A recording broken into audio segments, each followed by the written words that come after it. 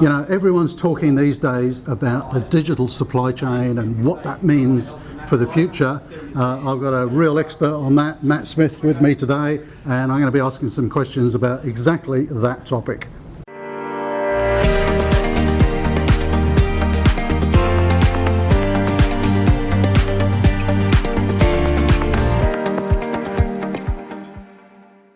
Okay, Matt, you've been talking here at the Supply Chain Leaders Academy about digital supply chain. Fascinating stuff.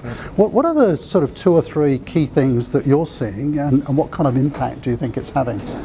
Well, I think if we start from the customer side, every day we live our life today with using digital tools in order to have an experience, and that absolutely has come to our business, where we now have the ability to work that last mile with our customers in terms of the ability to measure our delivery time, proactively communicate if there's any challenges.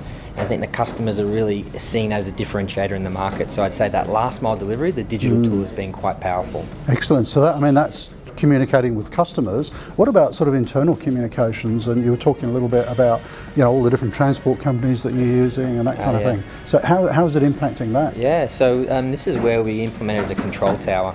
So this is the carriers in a room, a number of TV screens, set up a whole lot of data inside with our team members, and actually breaking down those silos and using the digital tools to really stay close to the detail on the data and our customers, and really see that as a powerful tool to use in that space. I suppose people watching this might think, you know, this sounds like a really big investment in different tools and things, but what's the return on investment like? Do you get a sense of that, or is it more about customer service? Yeah, look, this is the difficult part, is that it's not necessarily a pure financial gain from the outset, and so really you need to build into that justification, the customer experience side, the complaints management, and then there is efficiency that builds from that. So what we found was successful was you actually invest and pilot, and go fast, fail fast, pivot, change the solution, make it work, and then scale it up.